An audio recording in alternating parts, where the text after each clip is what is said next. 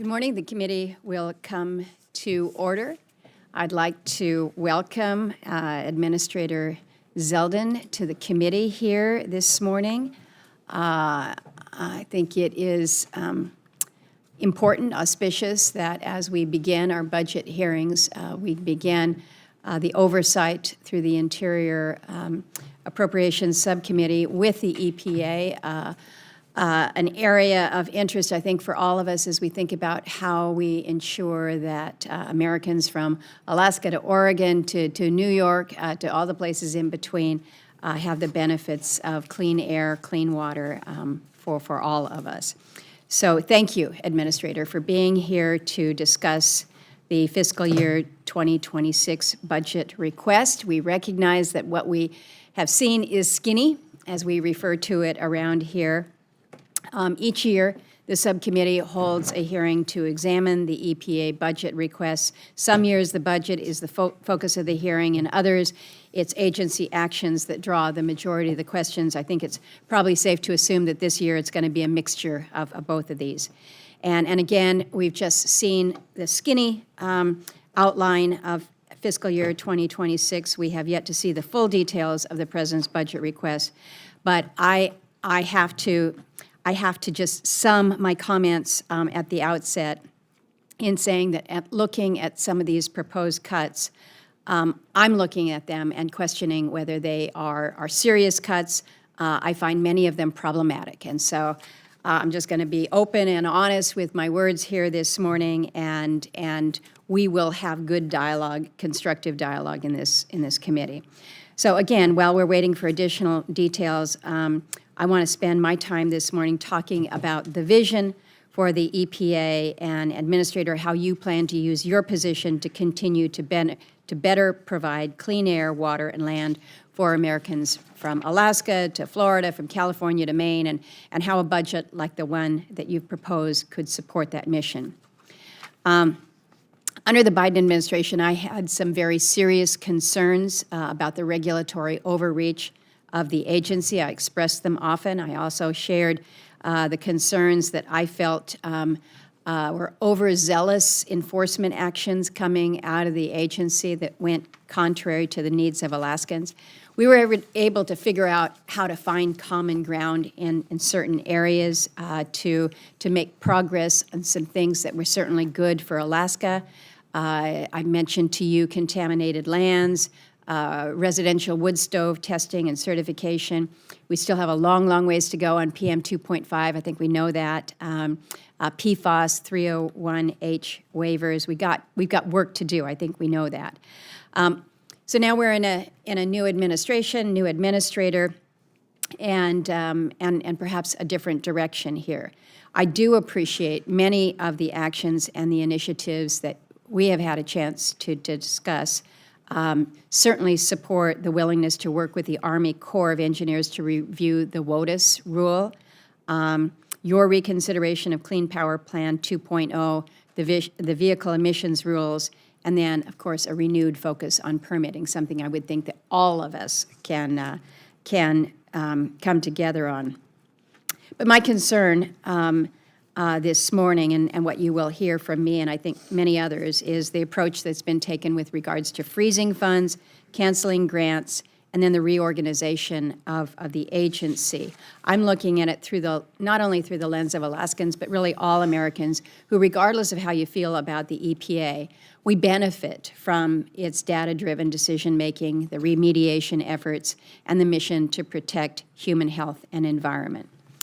And I give a lot of leeway for an incoming administration's prerogative to implement changes in support of the policies and priorities, but it also has to be done with clear articulation of the goals against which such changes will be measured. And so it's problematic when as the committee, we're asking questions, we don't receive basic data that would be helpful, would be good guidance for us. And so when we see implementation of significant changes without working or seriously communicating with us, your partners in Congress, it just makes it harder for us to do the job of supporting your mission. we are on the same side here, and so we want to work with you in so many of these areas. I think we all can agree that there are inefficiencies and redundancies to be found throughout the federal government. Some of EPA's programs we know are overly burdensome, and again, I applaud the administration for seeking to find ways to help ordinary Americans cut through red tape and make programs easier to access. But the seemingly indiscriminate freezing of EPA funding, regardless of source, has caused some significant anxiety from the folks that I'm talking to in Alaska. One example is the community change grants. In my state, we've received $150 million from this program. It's communities like the little village of Kipnuk, it's the native village of Kotzebue. Took a lot of work to get to the place where they were able to secure the funding, and they've had their grants canceled by the agency without any explanation. And so this is where some of the anxiety comes, is just not knowing why. And it's not just in Alaska. I think members on both sides of the dais can and probably will talk about the benefits of the grants to their states and their communities. You've also proposed massive reorganizations of EPA to include the elimination of the Office of Atmospheric Programs and the Office of Research and Development. Now, it is true that agencies funded by our bill will have the flexibility to reprogram and reorganize, and we provide that flexibility because we know, we get it, there can be urgent and exigent circumstances that warrant such actions. However, agencies must comply with the requirements and provide the committees with the requisite information, whether it's budgetary and staffing implications, but also the rationale for the actions to include why these actions are so urgent. And so far, EPA has not adhered to our reprogramming guidelines and has been largely unresponsive to the questions. So I would certainly expect timely and transparent responses and information. I would expect EPA to abide by the parameters that are outlined in our reprogramming guidelines. And I think as a former member of Congress, you get it. You've been on the frustration end of things as well. So again, ways that we can be working together. Now, turning our attention to the FY26 budget proposal, in Alaska, we've seen on the ground examples of really good things being done with some of the programs that your budget has substantially reduced or proposed to eliminate. Example, the proposed reduction of the state revolving fund, reducing it from $2.8 billion down to $305 million. This is an 88% reduction. This was one of the ones when I mentioned unserious proposal. This is the one that I'm looking at because it clearly is one of the most essential programs that the agency administers. And you mentioned as part of your justification for cutting this program that the account has been heavily earmarked. And this is true. The 66 members of the Senate, including 17 Republicans, making it our most bipartisan account, who requested congressionally directed spending for the SRF accounts, did so in connection with the states to ensure the funding was going to critical clean water and drinking water projects. Now, I would also note that in FY25, Congress voted for, and the President signed into law, a full-year CR that keeps the SRF fully funded rather than reducing it by the amount of the CDSs. So I'm going to close my comments here with I don't know if it's a note of sympathy or just, it's an acknowledgement, because I get it. You are, I think, 106 days since you were confirmed and sworn in as EPA administrator. And for an agency as key and as vital as yours, that's really a short time to get everything up and running, from enacting the administration's priorities to establishing a clear working relationship with us here in Congress. We know that you're still getting your team in place because we're trying to move them through our process here, and it is slow, and you need those folks. You need the members of your team. So I'm giving you the benefit of the doubt here. There's plenty of time for us to figure out what's working, what's not, establish open lines of communication between our teams that will mutually benefit your mission and all those that we work for. So I'm eager to start on that. I thank you for your testimony today, your willingness to answer our questions, and just the opportunity to be working with you. And with that, I turn to Ranking Member Merkley for for his comments. And I will begin with my first 5 minutes, and again, appreciate the opportunity that you and I have had to discuss some of the particular issues. I'd like to ensure that we continue that very direct engagement, not only between us, but also with our staffs.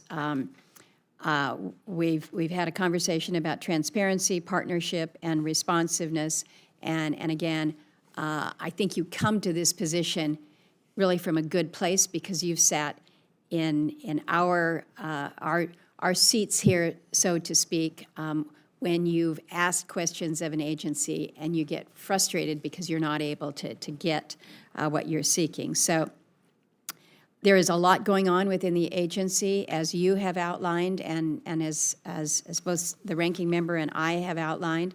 But we need to be more informed rather than getting updates by way of tweets or stories from the media.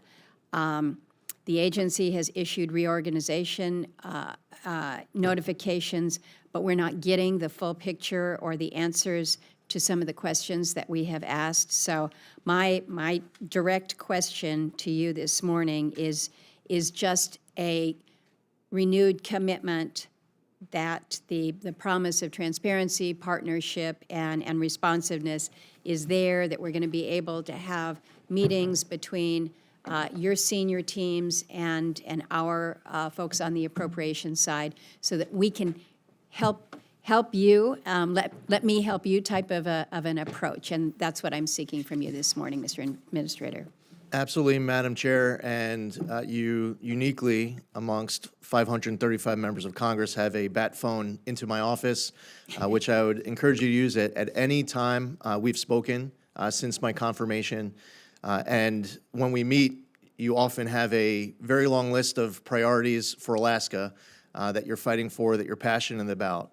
And to make sure that we're working through that list at every opportunity is something that will be a priority for our team as long as I am here as administrator. And I would encourage you to reach out whenever you would like. And I'd be available to work through whatever's at the top of your list that day. Very good, very good. Let me ask about the Clean Water State Revolving Fund and the Drinking Water State Revolving Fund I mentioned in my opening. These are probably the areas where, on this committee, we have more bipartisan support for a program. And we're looking at a budget that effectively eliminates the one thing that we're all in agreement on. So I'd ask you to share with me and the others on the committee why the agency would move away from such a critical on-the-ground program when we're talking about access to clean water. Madam Chair, as you pointed out in your opening remarks, and as you referenced from the skinny budget that was released that we're here to talk about today, there has been a bleeding out of funds deliberately through decisions made by Congress to earmark. I understand that when I came into this position, I inherited a lot of earmarks that many of you have fought for, and I want to be able to continue to work with each of you and your staffs. In some cases, we need to get the recipients to submit paperwork where they're on the receiving end of big earmarks so that we can work through this backlog as quickly as we can. It would be helpful to have a conversation about the SRF and the use of earmarks and how that has been reducing the funding through the years. As you all know, there's a difference when these skinny budgets come out, whether or not something is funded at $0 or it's funded at $1. Now, that might not seem like much to the American public in understanding how these conversations go in Congress. The SRF is not zeroed out in the skinny budget, and in fact, it has hundreds of millions of dollars there in it. So as we go forward with this process, I look forward to more conversations about the SRF, and I'm sure members of the House and the Senate will be having conversations amongst yourselves as to what you believe to be the appropriate funding level for SRF, as well as the future of the program and whether or not earmarks will continue to be used to reduce that balance. That's obviously a decision that Congress has a very important role to play. Well, we do, and we can have a separate discussion about earmarks. I think we both know that earmarks don't contribute to the top line number. You are discussing here a concern that I have raised with you, that there has been over the years congressionally directed spending, earmarks, that have been moved through the process, authorized and appropriated to, and still not spent down. So my time has expired now. Know that on this next round, I'm going to ask for a little more discussion about that. But I do think that given the significance of the Clean Water State Revolving Fund and the Drinking Water State Revolving Fund by so many of us, that this is something that let's have a broader discussion about how we move forward with what I would think most of us recognize has got to be a priority within the EPA. The ranking member of the full committee has arrived. Administrator, I had asked you, we had a discussion about the congressionally directed spending projects. You have indicated that indeed we've got a backlog here that we need to address. My understanding is that since fiscal year 2022, Congress had directed 2,264 CDS projects at the EPA. Only 705 have received the funding. So I think both of us would agree, we've got an issue here. There's a problem. The FY25 CR, of course, did not include the CDS projects. So I'm looking at that and saying, all right, the agency has the balance of the fiscal year to work on catching up from this backlog of the CDSs. Can you just give me a little bit of your understanding in terms of how you've directed your team to expeditiously get these projects out the door in a more timely manner? I appreciate the question, Madam Chair. The backlog goes back years. Yeah. And I've directed my team to both work with the members of Congress who represent those areas, the members of Congress who requested those earmarks, to get assistance in the case where the recipient has not been responsive, and simultaneously to try to engage as much as possible directly with the recipient to try to get the recipient to submit their paperwork. We want to completely get through the entire backlog that we inherited as quickly as possible. Can we help you with that? Yes. I'm working with my constituents right now as we're moving forward in this year's appropriations and getting requests for CDSs. So can you perhaps either let me know who it is on your team that we need to be communicating directly to, if there are snags on your end, or perhaps, again, you're just not able to get in touch with the applicant? Yeah, 100%. And as you well know, the EPA is broke down into all sorts of different program offices. Right. And it might not be just one person for all grants. It might depend on whether the backlog, we might be talking about a backlog inside of the Office of Water where they need assistance from the members of Congress, or maybe it's another office, maybe it's the Office of Air and Radiation. We would look forward to an opportunity to work with you and your team and all members of Congress on both sides of the aisle as much as possible to eliminate the backlog that we inherited. Good. Let's do that. I think that's a good plan. Many members here have asked about different grants and programs, the pauses, the freezes. It's been particularly frustrating in Alaska when we hear that there's been a holdup in terms of the grant award. we've got just a limited construction season. It's just hard. And even if you're not choked by ice, you might have a barge that comes up with your materials for a project maybe once, maybe twice a season. And so it can push a project back not just months, but by another season, another year, perhaps multiple years. It's been hard to provide some clarity to our communities on which grants are going to be awarded, which are just going through the review process that you've shared with us, which grants have been terminated. So I'd ask if your folks could provide a list of what's actually been paused for review versus what has been terminated. I think we've heard, for instance, on the EJ grants, that one has been perhaps more clear, but there are a lot in between, and I think it would help our communities if there was more certainty as to what has actually been terminated versus what is still in the pipeline for review. So I'd ask for your help on that. Absolutely, Madam Chair, and we will continue to be distributing funding appropriated by Congress as we go through the rest of the fiscal year. That will include funds for your great state, and we look forward to working with you on the process. As you know, when the president first came in, there was a administration-wide pause that was lifted.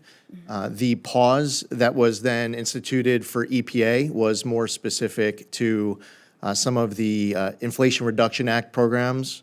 There was a clean school bus program concern that was raised early in the administration when Lion Electric and their bankruptcy issue caused some questions to be asked to make sure that the concerns with Lion Electric it was just specific to Lion Electric.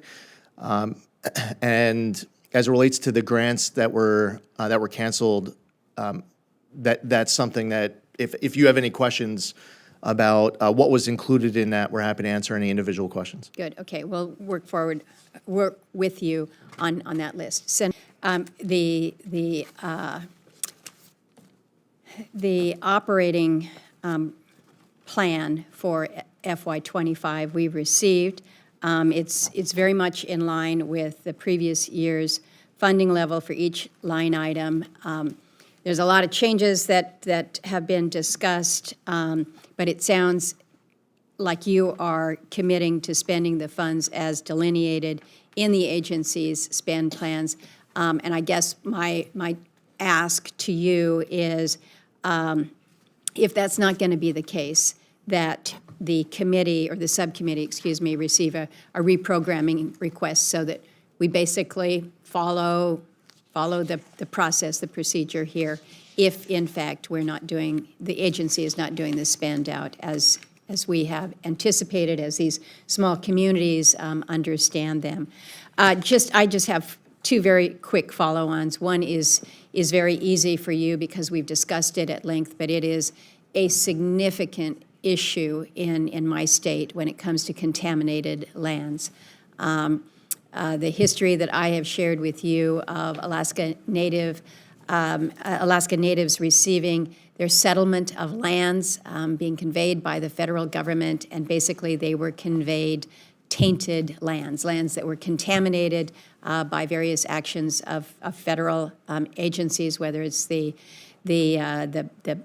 land managers or the Department of Defense. And so we have made some good progress with EPA. And believe me, this is not EPA's fault or liability for the contamination. It's the federal government's. But what we have learned is that the EPA is uniquely qualified to help us solve this issue. Over the past couple years, there's been roughly $20 million in funding that has been directed to contaminated lands, and the agencies have been doing some really good work. I just need your commitment that we're going to continue with this. $20 million, unfortunately, doesn't even get the first project cleanup. We know that these are expensive, but it is an obligation It is a liability of our government, and we owe it, whether it's to Alaska Natives as conveyance of their settlement or to others. And I know that when we're talking Superfunds, brownfields, contaminated lands, we just have so much work to do here. So know that you got cooperation on my level here. Yes, Madam Chairwoman, I look forward to visiting over the course of the next couple weeks. Yeah. Be in Alaska, might be able to have the opportunity to hear about, see this firsthand. And I will, with regards to all appropriations, make sure that we are fulfilling our obligations under the law. So if Congress appropriates the funds, we'll make sure that it's spent. Very good. PFAS is something that we talk a lot about in Interior Appropriations Subcommittee. Last month, you announced that EPA will, quote, tackle PFAS from all of EPA's program officers, advancing research and testing, stopping PFAS from getting into drinking water systems, holding polluters accountable, and providing certainty for passive receivers. You said this was just the beginning of the work that EPA is going to do to tackle PFAS, which I certainly appreciate, and I know most everyone up here does.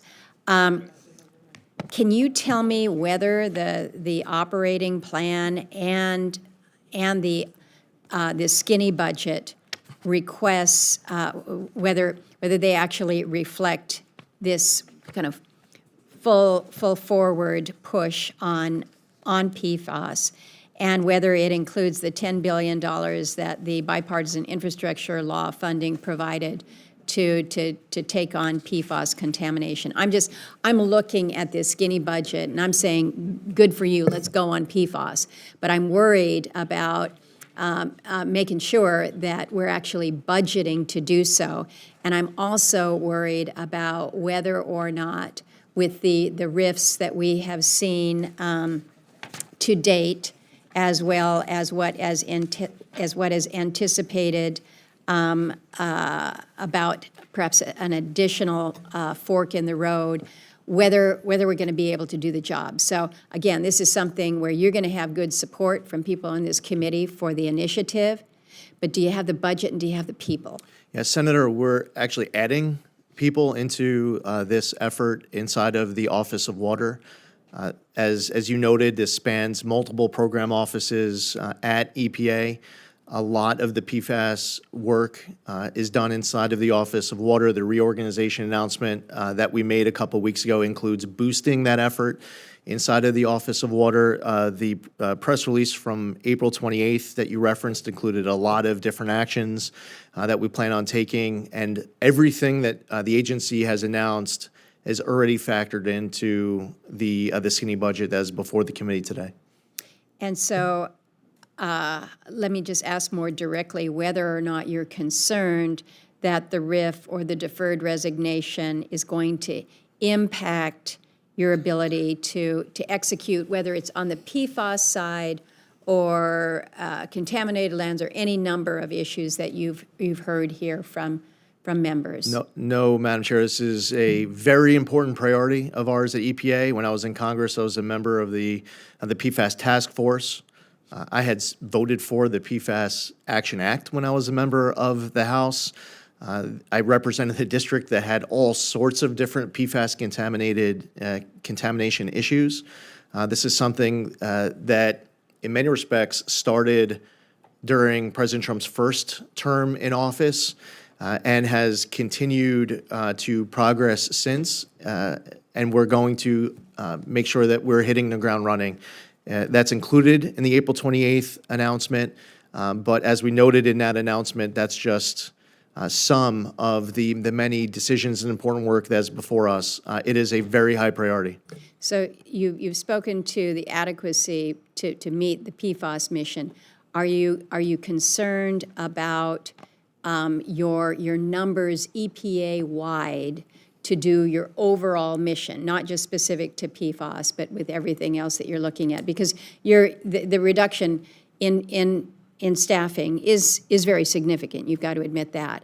And so you've got a big task, and we want you to be able to execute on that. So I just want to hear from you whether you have any concerns about your staffing levels right now. Madam Chair, we are going to fulfill all statutory obligations. One of the things that was a surprise to me coming into the position was just how many people who are employees at the agency were not working on any statutory obligation at all. And I also want to say that there are a lot of amazing, dedicated employees at EPA. The American public might feel disconnected from agency employees who might be working in Washington, D.C., but there are a lot of people who have been there for a long time. They believe in the agency mission. They work hard every single day. One of the reforms we brought in coming in is ending COVID-era remote work, and it's great to hear noise in the building, to see the foot traffic, and to see people being productive and collaborative. But if anyone out there was tuning in and they don't know what the agency looks like, it's filled with a lot of amazing, dedicated workers who believe in the agency's mission, and we're going to work hard to make the public proud. Well, I'm glad that you've acknowledged your workforce, because I think you do have people who are good public servants. They're proud of the work they do, and the work that they do has value, and we want to recognize that. I know we will have further discussion about so many of these issues, the reorganization, what we're seeing with the grants, but I appreciate, Administrator Zeldin, you appearing before the committee, responding to our questions. We will hold the record open until May 21st for additional questions from members, and would look forward to your responses to those as well. And with that, the committee stands adjourned. We got to vote.